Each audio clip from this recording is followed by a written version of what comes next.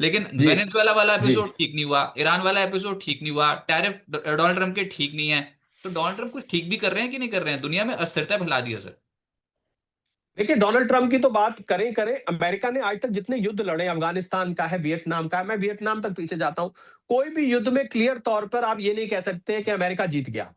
तो Donald Trump साहब तो अभी आए हैं, मैं थोड़ा और पन्ने पलट के इतिहास के पीछे देख रहा हूं। तो अमेरिका युद्ध लड़ता है, गलती क्या करता है कि अमेरिका एक तो इसको प्रॉक्सी बनाता है, वॉर को खुद सामने नहीं आता, दूसरे को आगे करके लड़वाता है। सही है। जो व्यक्ति, देखिए अब मैं साधारण व्यवहार में आता हूं, जो व्यक्ति दूसरों को लड़वाएगा पीछे से बैठ के, वो स्वयं कभी सुखी और शांत नहीं रह सकता। ये तो आप मानेंगे, तो ये तो एक मॉरल बात भी मैं आपको कर रहा हूं। जो दूसरों को हमेशा ये कोशिश करेगा, ये लड़ ले, तुम उससे लड़ लो, मैं उससे लड़ लूं, चाहे वो वहां पता है आपकी एप्स्टीन फाइल्स वहां पर आई थी, उसमें बिल क्लिंटन साहब के साथ क्या हुआ, हिलरी क्लिंटन ने क्या हुआ, वो सब आप जानते हैं। उसके फौरन बाद, एक दो दिन बाद ही, फौरन एक दिन पाकिस्तान अफगानिस्तान का हो जाता है, उसके बाद ये आयतुल्लाह खमेनाई साहब का वहां पर खत्म कर दिए जाते हैं।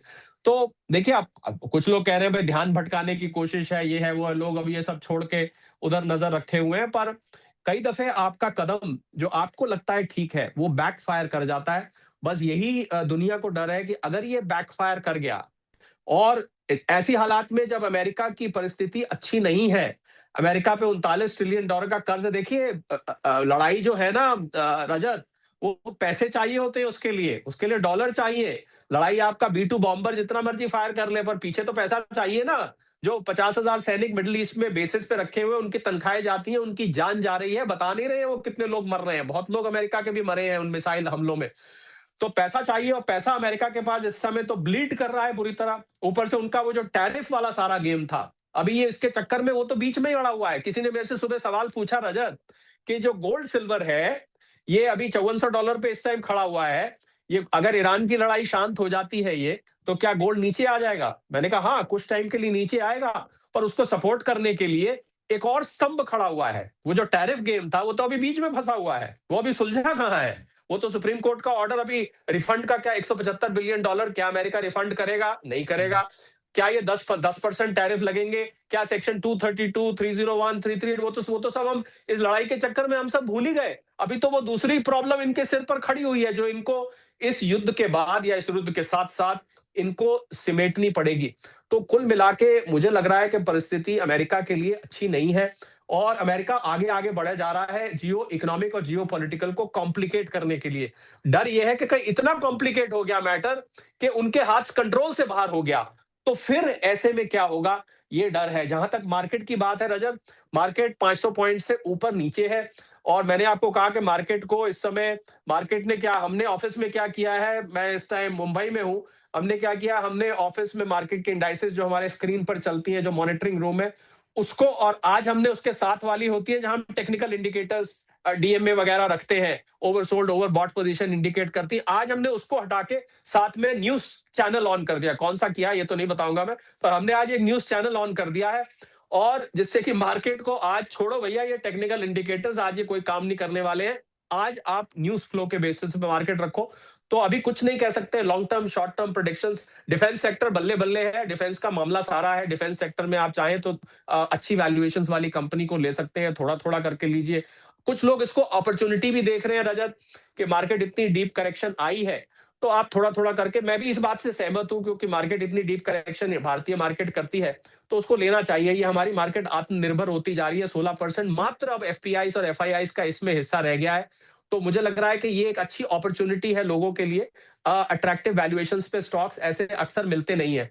तो अगर आप लंबे वक्त के लिए, लॉन्ग टर्म, अगर आप 5 साल का नजरिया रख रहे हैं, तो I think it's a good opportunity. Overall short to mid term बहुत ज्यादा अनसर्टेनिटी है, बहुत ज्यादा अनिश्चितता है। सिर्फ और सोने और चांदी के लिए ये एक अच्छा टाइम है। और सुबह मेरे से ये भी सवाल पूछा गया रजत, कि सोने और चांदी वाले क्या खुश हो रहे हैं? मैंने कहा देखिए, सोने और चांदी वाले भले ही खुश हो रहे हो, जिसने $5,000 पे खरीदा था, आज $5,400 अभी है, वो बेच के हो सकता है उसने अपना ट्रेडिंग प्रॉफिट बुक कर लिया हो। पर हर वक्त हर चीज पे खुशी नहीं मनानी चाहिए। जिस कारण से सोने चांदी ऊपर जा रहे हैं, क्या आप उस कारण को एंडोर्स करते हैं? मैं नहीं करता उस कारण को। लोगों की जान जा रही है, लोगों की बिल्डिंगें गिर रही हैं, होटल गिर रहे हैं। आप कह रहे हैं कि मेरा ट्रेडिंग प्रॉफिट 20 लाख रुपए, मैंने 1 किलो सोना लिया था, मिनी इतने लिए थे, आज मेरे उससे बन गए। मैं समझता हूं अगर आपको प्रॉफिट हो रहा है तो शांत बैठिए, खुशी मत मनाइए। कभी कभी किसी प्रॉफिट की खुशी नहीं मनानी चाहिए, उसको चुपचाप रखिए। लोग बल्ले बल्ले मैंने देखा बहुत जगह कर रहे हैं, अरे वाह मजा आ गया, हम तो फंसे हुए थे भैया सोने चांदी। अरे किसी की जान चली गई, आपको सोने चांदी की पड़ी हुई है। तो कारण भले ही आपने प्रॉफिट बनाया हो, पर reason you would agree is not a very good reason, Rajat. हाँ पर सर, ये जब भी ट्रम्प बवाल खड़ा कर देते हैं ना दुनिया भर में, तो इम्पैक्ट तो पड़ता है। सोने चांदी की कीमतें इसलिए भी लगातार बढ़ रही हैं क्योंकि बहुत बहुत तनाव है इस समय, पूरा जियो पॉलिटिकल सिस्टम ही हिला पड़ा है। और दूसरा, जो हम अब कच्चे तेल पे जहां पर हम सबसे ज्यादा निर्भर हैं, क्या करा जाए? मतलब इतनी ज्यादा इंपोर्ट बिल्स एकदम से शूट अप हो जाएंगे। क्या लग रहा है आपको कि भारतीय इकोनॉमी के ऊपर, जिसके ऊपर हम बात नहीं कर रहे थे आप और मैं, 7.8% का जब ये आंकड़ा आया था Q3 जीडीपी का, कि कमाल हो गया, Q3 जीडीपी में ये आंकड़ा आ गया, वो आंकड़ा आ गया, लेकिन अब ये वाला एपिसोड तो फैक्टर ही नहीं था कि कच्चा तेल आपका 8% ऊपर हो जाएगा और पता नहीं कितना ही ऊपर चला जाएगा। कोई कह रहा है 100 हो जाएगा, कोई कह रहा है 90 हो जाएगा, 80 तो हो ही गया आज। तो अब इंडियन इकोनॉमी पे क्या इम्पैक्ट पड़ेगा? 87% हम अपना क्रूड ऑयल इंपोर्ट करते हैं। ये तो आपको भी पता है, ये आंकड़ा पब्लिक डोमेन में। किसी ने कोई जंगल में जा रहा था अपना, रजत, तो घना जंगल था और सामने उसके एकदम शेर आ गया और उससे पूछा भाई अब तुम क्या करो, कहते मैंने क्या करना है, अब जो करेगा वो शेर ही करेगा, मैं अब कर भी क्या सकता हूँ। तो ये वैसी सिचुएशन है, हम इसमें क्या कर सकते हैं। हाँ ये जरूर है, हमारा स्टेट ऑफ हॉर्मोज से 50% ऑयल उस रूट पर आता है, लगभग 50%। कुछ लोग 30-35 कहते हैं, मेरे अनुमान से आधा तेल हम स्टेट ऑफ हॉर्मोज से लेते हैं क्योंकि वो एक शॉर्टकट है, वहां हमारी लॉजिस्टिक कॉस्ट बचती है। तो हमारे पास दो ऑल्टरनेट है, या तो जो हम बाकी का 50% है या 60% है वहां से अपनी सप्लाई बढ़ाएंगे, भले ही वेनेजुएला की जो नई दुकान खुली है हम वहां से बढ़ाएंगे या आप अमेरिका से बढ़ाएंगे। तो एक तरीका तो ये है कि आप बाकी जो सोर्सेस है आप वहां से बढ़ाइए। भारत का टॉप मोस्ट सप्लायर इस समय भी रशिया था और second top most Saudi Arabia था, ये दो भारत के टॉप मोस्ट ऑयल।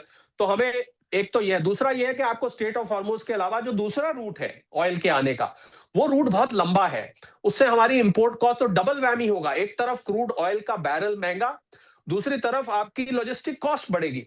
तो इन दो कारणों से मुझे लग रहा है हमारा इंपोर्ट बिल बढ़ने वाला है। डॉलर आपको टेम्परेरली, आपको डॉलर डोमिनेट करता हुआ दिखाई देगा। हालांकि जो देश लड़ाई करता है, रजत, मैं जरूरी बात बोलने जा रहा हूं, जो देश लड़ाई करता है उसकी करेंसी वीक होती है, पर क्योंकि क्रूड ऑयल, ज्यादातर ऑयल का बिजनेस डॉलर में होता है, क्रूड ऑयल के डिमांड, आउटफ्लो डॉलर का बढ़ जाता है। डिमांड बढ़ने से डॉलर इंडेक्स भी 97.8 पर के आसपास इस समय घूम रहा है। नॉर्मली डॉलर इंडेक्स को नीचे जाना चाहिए था, पर जी। क्योंकि क्योंकि क्रूड ऑयल की प्राइस बढ़ने से डॉलर की ओवरऑल डिमांड बढ़ गई, इसलिए ऐसा फील हो रहा है कि डॉलर मजबूत हो गया। मजबूत नहीं हुआ है, उसकी डिमांड बढ़ गई है because of oil price increase. तो मुझे लग रहा है कि हमारी जो कॉस्ट है, आउटफ्लो हमारी डॉलर की बढ़ जाएगी, इंपोर्ट बिल हमारा बढ़ेगा, ट्रेड डेफिसिट हमारा बढ़ जाएगा। वो पहले ही ट्रेड डेफिसिट हम नेगेटिव में चलते हैं, वो बढ़ जाएगा। रुपी और ज्यादा प्रेशर में आता दिखेगा, जिसकी वजह से, अब ये जरूरी बात है, अगर रुपी प्रेशर में आता है तो ध्यान रखना है कि आम आदमी के लिए क्या उसका ग्रोसरी बिल भी चुपचाप बढ़ रहा है। क्योंकि एक चीज जो मैं यहाँ जिक्र, वैसे तो बहुत लंबी आइटम है, पर जैसे कुकिंग ऑयल है जिसका मैं यहाँ जिक्र करना चाहूंगा, ये भी ऑयल ही है, हम ऑयल की बात करें तो ये भी ऑयल है। फर्क ये कढ़ाई में जाता है, वो आपकी गाड़ी में जाता है। कुकिंग ऑयल चुपचाप इसकी कीमत बढ़ जाती है। तो मैं सलाह ये लोगों को दूंगा कि अपने, जब आप नेक्स्ट टाइम आप ग्रोसरी पे जाएं तो ये अनाउंस नहीं किया जाता, पेट्रोल डीजल की कीमतें बढ़ेंगी तो ये तो पब्लिक डोमेन में फौरन आ जाएगा, आप भी इस पे अलग से शो करेंगे। पर कुकिंग ऑयल जब चुपचाप बढ़ जाता है या ग्रोसरी का बिल जब चुपचाप बढ़ जाता है, वो चुपचाप बढ़ेगा क्योंकि बहुत सारी चीजें आज हम दो तरीके से इंपोर्ट कर रहे हैं। कुछ तो रॉ मटेरियल वहां से आता है और यहाँ बन जाती है, कुछ हम सीधी भी इंपोर्ट करते हैं। आजकल पता नहीं लग पाता है रजत, कौन सी चीज इंपोर्टेड है। आप जो दुकान पे लेने जाते हैं, क्योंकि उन कुछ एक की कीमतें इतनी कम है कि आप ये देखते भी नहीं है कहां पर है, मेड इन इंडिया की ठप्पा लगी होती है। तो मुझे लग रहा है कि आपको ग्रोसरी बिल पर नजर रखनी चाहिए। अगर ये रुपी प्रेशर में रहता है, एक तो ऑयल की समस्या है, अगर पेट्रोल डीजल की कीमत, सरकार 5 स्टेट्स में इलेक्शन है, मुझे नहीं लग रहा कि जब तक 85, 90, 100 डॉलर नहीं हो जाती तब तक ऑयल कंपनीज पेट्रोल डीजल की कीमतें छेड़ने वाली नहीं है, ऐसा मुझे नजर आ रहा है। पर रुपी कमजोर होने से ओवरऑल इंपोर्ट जो है वो महंगा हो जाएगा। तो आपको अपने किचन के बिल पर नजर रखनी चाहिए और उम्मीद करते हैं रजत कि ये जल्दी शांत हो जाए। जो भी होना है, जो भी करना कराना है, रेजिम चेंज करनी है, ईरान को ठिकाने पे लाना है, नहीं लाना है, जो मंसूबे हैं इसराइल के, इसराइल से स्टेटमेंट आई 40 साल का हमारा सपना था पूरा हुआ, वगैरह वगैरह, जो आप करना चाहते हैं करो यार, कम से कम लोगों को परेशान तो मत होने दो।